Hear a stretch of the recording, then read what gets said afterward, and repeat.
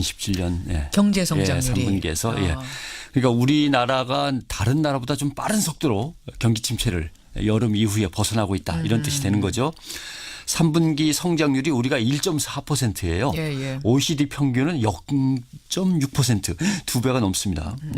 라트비아가 1.5%로 1등인데 라트비아는 OECD에 지난해 가입했습니다. 그래요. 그러니까 실제로 OECD 기존 국가로 치면 우리가 1등입니다. 경제 성장 회복 속도가.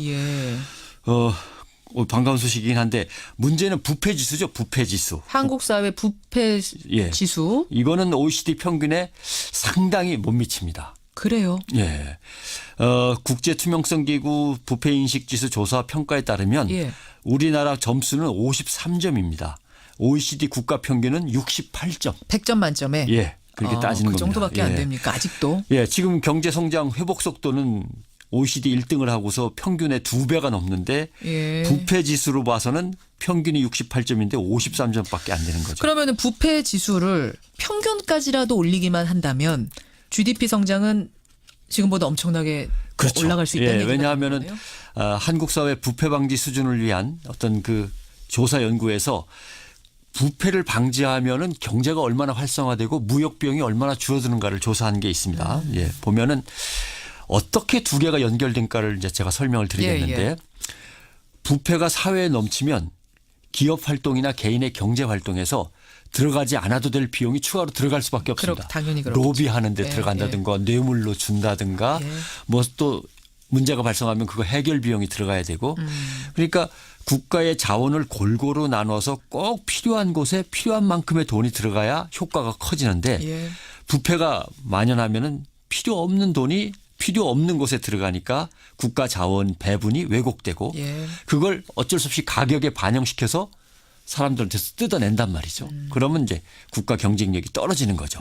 노동자 임금에 반영시키면 노동자들이 어려워지고 복지가 나빠지고.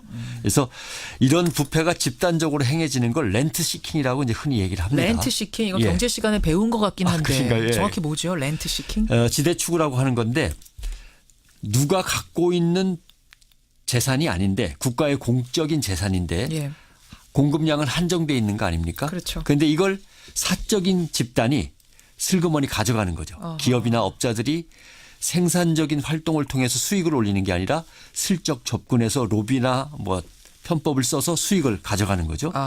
그러면 저거 어차피 누군가에게 돌아가는 거고 먼저 차지하는 게 임자라는 생각들이 사회에 이제 만연하게 되죠. 그러면 서로 이득 추구하려고 뭐 로비며 여러 가지들을 하겠군요. 아주 약탈적인 비생산적인 활동을 하는 거죠. 여기에 또 돈을 쏟아붓습니다. 그러면 돈을 쏟아부은 다음에 그 돈을 소비자인 국민한테서 뺏어내거나 가불관계의 을한테 갑질을 해서 짜내거나 이렇게 되면은 그 다음에는 이제 더 문제가 커집니다. 왜냐하면 부모가 아이들을 가르칠 때 법대로 지키면서 살으라고 얘기할 수가 없습니다. 늦으면 손해니까. 그러니까 서로 이익을 챙기려고 막 뛰어다니게 되는 거죠. 그러니까 이렇게 계속 사회가 굴러가면 계속 부모들은 그 후세를 향해서 눈치를 가르쳐야 되고 꼼수를 가르쳐야 되고 악순환이네요. 정직한 노력과 정상적인 추구로는 성공하지 못한다는 인식이 이제 사회에 만연하게 되는데 여기서 또 흥미로운 거는 기득권을 이미 누리고 있는 사람들한테서 이런 현상이 더 악착같이 나타난다. 나의 기득권, 나의 부를 물려줘야 된다는 이런 생각에. 가난한 사람은 그냥 갑질 당하다 끝나는 경우가 많은데 지식과 정보를 갖고 있고 이미 돈을 갖고 있고 줄도 될 수 있는 사람들은 더 악착같이 이런 이익들을 갖다가 사회로부터 뜯어내려고 한다는 거죠. 너무 어렵게 생각하실 건 없습니다. 예를 들면 낙하산 인사. 대통령과 정부, 국회 등이 갖고 있는 공기관의 이제 어떤 인사권이 있잖아요. 거기에 또 벌떼처럼 달려들어서 낙하산으로 자기를 꽂아달라고 이리저리 로비하고 뭘 틀어버린단 말이에요. 뭐 교회 세습도 마찬가지입니다. 엄청나게 큰 교회들이 자식에게 교회를 물려주고 교회가 아니면 교회 돈으로 기업을 차려주기도 하고 이거 우리가 늘 지켜보는 거죠. 기업 세습과 비슷한 거였어요. 그러면서 세금은 또 안 내리려고 뭐 몸부림을 친다든가 이렇게 지대라고 하는 건 꼭 정부나 정부 공기관에 관련되어서 생기는 게 아니라 사회 곳곳에서 생겨나는 거죠.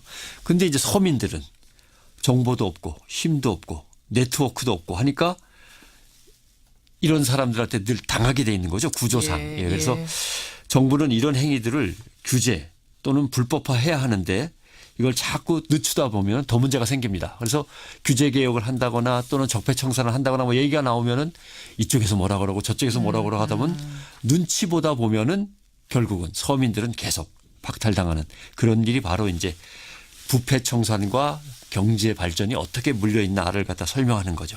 지금 청취자 서효수님이 어떤 말씀 주셨냐면 부패가 만연한 사회의 가장 큰 해악은 정직한 사람들의 의욕을 꺾어버린다는 거다. 예. 저는 이게 굉장히 정확한 서효수님 지적이 맞는 것 같아요. 다른 사람들에게 좌절감, 정말 열심히 정직하게 일하는 사람들에게 좌절감을 준다는 거 이게 핵심 아니에요. 그렇습니다. 그러니까 식당에서 일하는 아주머니나 건설 현장의 노동자나 택시기사나 영세 자영업자나 이건 뭐 직장에서 봉급 겨우겨우 타면서 생활하고 있는 사무직들은 예. 이러한 사회적 지대에 접근할 줄도 모르고 그런 게 예. 있는지도 모르거든요. 맞아요. 맞아요. 그러니까 저출산, 사교육 광풍, 각종 고시 공시 열풍, 대졸자들의 청년 실업, 중소기업에는 사람들이 가지 않아서 인재를 뽑을 수가 없는 거 이런 것들이 다 이런 부패로부터 시작이 되는 거죠.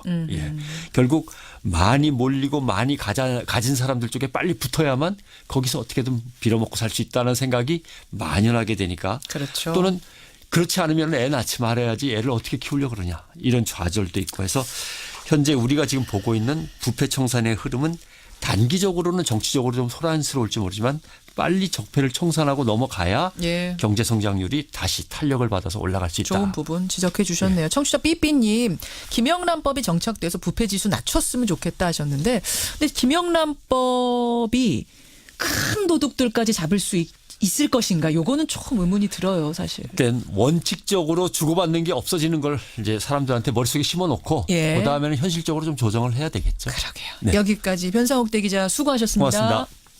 하거나 뭐 얘기가 나오면은 이쪽에서 뭐라 그러고 저쪽에서 뭐라 그러고 하다 보면 눈치 보다 보면은 결국은 서민들은 계속 박탈당하는 그런 일이 바로 이제 부패 청산과 경제 발전이 어떻게 물려있나를 갖다 설명하는 거죠. 지금 청취자 서효수님이 어떤 말씀 주셨냐면 부패가 만연한 사회의 가장 큰 해악은 정직한 사람들의 의욕을 꺾어버린다는 거다. 예. 저는 이게 굉장히 정확한 서효수님 지적이 맞는 것 같아요. 다른 사람들에게 좌절감, 정말 열심히 정직하게 일하는 사람들에게 좌절감을 준다는 거 이게 핵심 아니에요. 그렇습니다. 그러니까 식당에서 일하는 아주머니나 건설 현장의 노동자나 택시기사나 영세 자영업자나 이건 뭐 직장에서 봉급 겨우겨우 타면서 생활하고 있는 사무직들은 예. 이러한 사회적 지대에 접근할 줄도 모르고 그런 게 예. 있는지도 모르거든요. 맞아요. 맞아요. 그러니까 저출산, 사교육 광풍, 각종 고시 공시 열풍, 대졸자들의 청년 실업, 중소기업에는 사람들이 가지 않아서 인재를 뽑을 수가 없는 거 이런 것들이 다 이런 부패로부터 시작이 되는 거죠.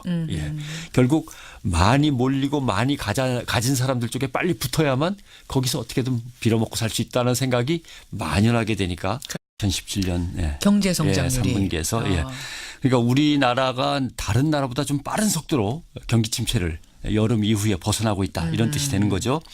3분기 성장률이 우리가 1.4%예요. 예. OECD 평균은 0.6% 두 배가 넘습니다. 예. 라트비아가 1.5%로 1등인데 라트비아는 OECD에 지난해 가입했습니다. 그래요. 그러니까 실제로 OECD 기존 국가로 치면 우리가 1등입니다. 경제 성장 회복 속도가.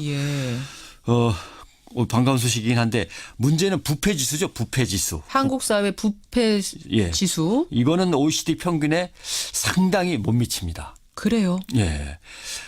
국제투명성기구 부패인식지수 조사 평가에 따르면 우리나라 점수는 53점입니다.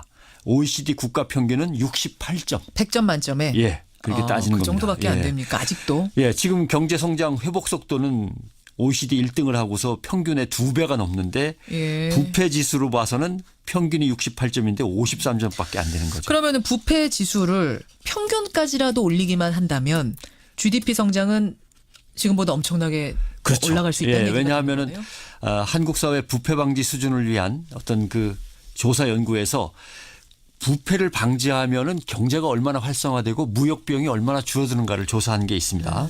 보면은 어떻게 두 개가 연결된가를 이제 제가 설명을 드리겠는데 부패가 사회에 넘치면 기업 활동이나 개인의 경제 활동에서 들어가지 않아도 될 비용이 추가로 들어갈 수밖에 없습니다. 당연히 그렇죠. 로비하는 데 들어간다든가 뇌물로 준다든가 뭐 또 문제가 발생하면 그거 해결 비용이 들어가야 되고 그러니까 국가의 자원을 골고루 나눠서 꼭 필요한 곳에 필요한 만큼의 돈이 들어가야 효과가 커지는데 예.